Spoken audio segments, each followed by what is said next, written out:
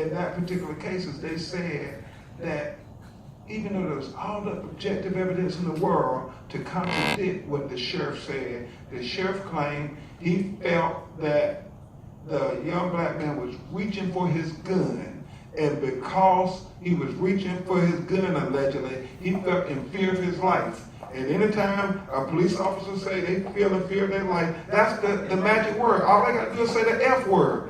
And if they do that, then they just they sabotage the killing of black and brown people. Anytime a police officer say, I feel in fear of my life, and it don't matter what evidence you have. Hell, we have videotape now.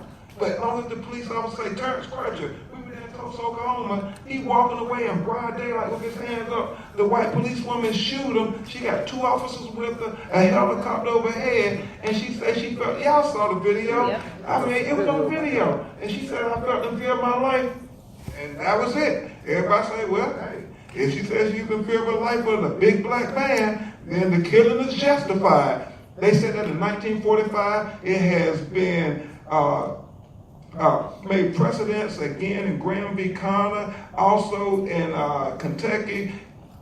The Supreme Court says over and over again, we are not allowed as a society to question the police.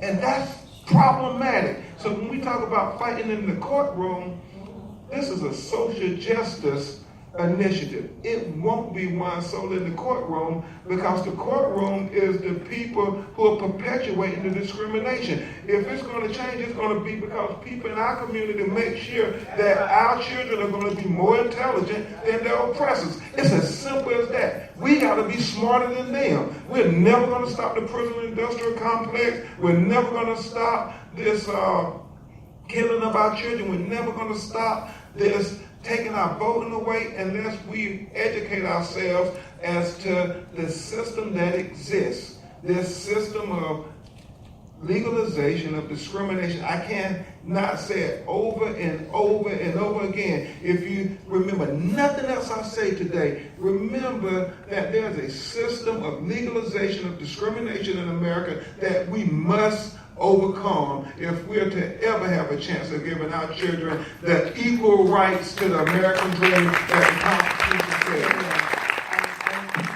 Stay here on that, and that is within the court, what I've heard you say, but also the actions that people who are not lawyers, who are not in the courtroom, that we take in the churches and the synagogues and out of the street, also very important to fighting cases. Because I know, not everybody has that view.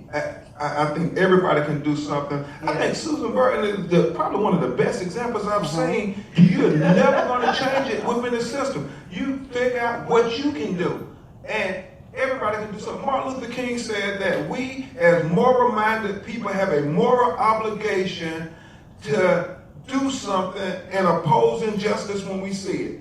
He said, if we don't say we moral people, we have to do something. I mean, he said that in that letter from the Birmingham jail. And he said, just because they say it's legal, that don't make it right. Everything Hitler did to the Jews in Germany was legal, but that didn't make it right. Slavery and segregation was legal, but that don't make it right. So just because they tell us something's legal, and I mean, think about all this here, y'all. When we see these things, Tamir Rice and Eric Gardner, here in Los Angeles, Alicia Thomas, LAPD, that sister was killed for taking her children and dropping them off at the police station. And they came to her apartment and said she abandoned her children. And really, she was operating within the law, the safe haven law, where she didn't want to drop her children off in the alleyway. She at least did a responsible thing, knowing that she had some mental challenges. She went and dropped off at the little boy, her 12-year-old son, with his grandmother's phone number in the pocket and her 3-year-old daughter. But they came and arrested her, and what happened to her was on videotape. And I say all that to say this here. These police officers in the court system, they try real hard to intellectually justify with these secret grand jury proceedings. We all saw on the video, but then they go back in this room and they talk and they do stuff, and then they come out, Chris, and they say, well, what you all saw in the video was not a violation of policy. They didn't technically break any rules or regulations, and they come out and say, well, we can't charge them. Well, Lyles, you know, that ain't right, but they have made it legal, but that ain't right, and we know that. And we have to say something about it. We have to go down to the courthouse. When we have to sit during the trial, one of the saddest things to do is to go in the courtroom and the only thing black is you, your client, and the judge's robe. I mean, that is a shame. So y'all, we got to serve on jury duty. When we get those jury notices, we got to go down to that courtroom, because just one person in that room changes the whole conversation. You may understand the life experiences of that person, and you can say something to the other people on the jury who come from different communities. You can say, well, you know, the police was stopping and frisking him. They had no probable cause, so really, this is wrong. And that one person that's speaking up makes a world of difference. Now, I got to say this, and this is just a pet peeve of mine because I'm pissed about it. Terrence Crutch's case, the one I just told you about, hands up, walking away, 2 African Americans on the jury, 10 whites. They go out there for 8 hours.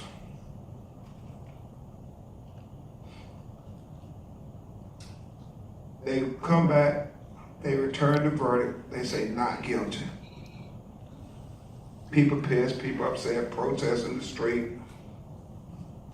Anonymously, they write a letter to the court saying, we don't think she should ever be a police officer again, all this stuff.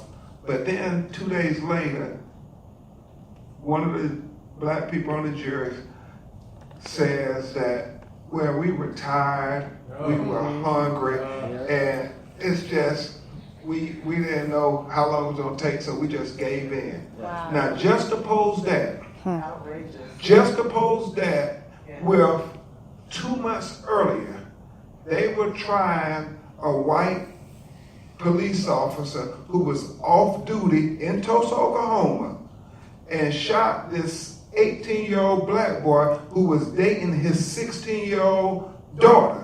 Shot him in cold blood. This is the second trial. You got 2 blacks on that jury and 10 whites. 11 people on the jury all want to convict this guy. They say he's guilty as hell. He's talking about it was self-defense. Even his family isn't backing him on the self-defense. There's one young white boy on there. One young white boy who says that I don't care what you say. I am not going to convict that white man for killing that Negro. He stayed, kept the jury out for 49 hours. So they had to declare a mistrial and try it all over again. Now think about Terrence Crutch's case on video. If those black people would have had the fortitude to say, hey man, I don't care how long it takes, I'm not going to let this lady get away with murder. That's the conviction we got to have. But somehow, we always give in back there. This is your one time to have your vote really, really, really count. You're one of 6 people or one of 12 people in a courtroom, and if you don't want to change your vote, you ain't got to change your vote. You just say, I'm voting that black person don't go to jail, and you ain't got to explain nothing to them. They don't explain nothing to you. Your vote is your vote. People die for that vote. And so you got to go in that jury room when you get an opportunity to serve, and you got to serve, y'all. We need you. Not just the black lawyers, but our black children need you. Man, I mean, it's like I said, the worst killings, way worse than Trayvon and them, is how they do every day to hundreds of our children. Read Susan book, how they have these trumped up charges, and we then get these felony convictions that we have to bear on our back forever, Ms. Darcell. And you can never get away from it these days in America with the information age. No matter what, they look on that computer and say, oh, when you was 19 years old, you stole 30 years ago, you did something. Yeah. Well, let me ask this. I mean, your point is well taken. I remember hearing Harry Belafonte at the 50th anniversary conference of the Student Nonviolent Coordinating Committee really going on a rant and talking about how we've lost our moral center and about people getting too soft, okay? And I think that's part of what you were referring to. And then I think, I do a lot of work with grassroots folks on the ground in Haiti, the most impoverished place in the Western Hemisphere. I think of a place like Cité Soleil. I can't even describe it to you. It's indescribable, the level of poverty there, right? And I see the determination of the people, that they intend to complete their revolution that they started 200 years ago, and they're not going to be beat down. When they beat down, they get up again. And I think about Harry's point about us getting too soft, and about your point about people talking about they were tired and hungry. But it also brings us to the point. Let me just tell you, y'all got to remember, Haiti is the only country in the northern hemisphere that has never been ruled by white people. And I think there's a reason why Haiti is being punished by the world. They have never let the white people rule them as a country, and America and everybody else has treated them like they're the worst thing in the world. And I believe when you study their history, there's a reason for that. Absolutely, and one of the reasons that on the show, and just generally, I think it's so important for those of us living in this country, not just to think about what is in front of our face, but also look to a place like Haiti. Look to where our brothers and sisters are in serious struggle, and we think we're facing poverty and we're catching hell. You can bet somebody else is catching even more hell. So when we go sit on a jury, we're not going to complain about being tired and hungry when you got sisters in Africa on the continent walking with their children and no food for 3 days just to get to a meeting, so that they could figure out how they're going to get out from under. I mean, that's the kind of moral center that I think that we all have to have. But the whole issue then of the effectiveness of the legal system, we see you out there all the time. We see case after case after case. We see them shooting down practically every day, it seems. Not only young black women and men, but you also have the case of Anthony Montez, a young Latino brother, immigrant, right, in Washington State. Indigenous people don't even talk about indigenous people. They talk like we don't even need to mention them. We don't even need to include them in any data. But on the effectiveness of the legal system, really wanted to get your view on that, because we see cop after cop after cop getting off.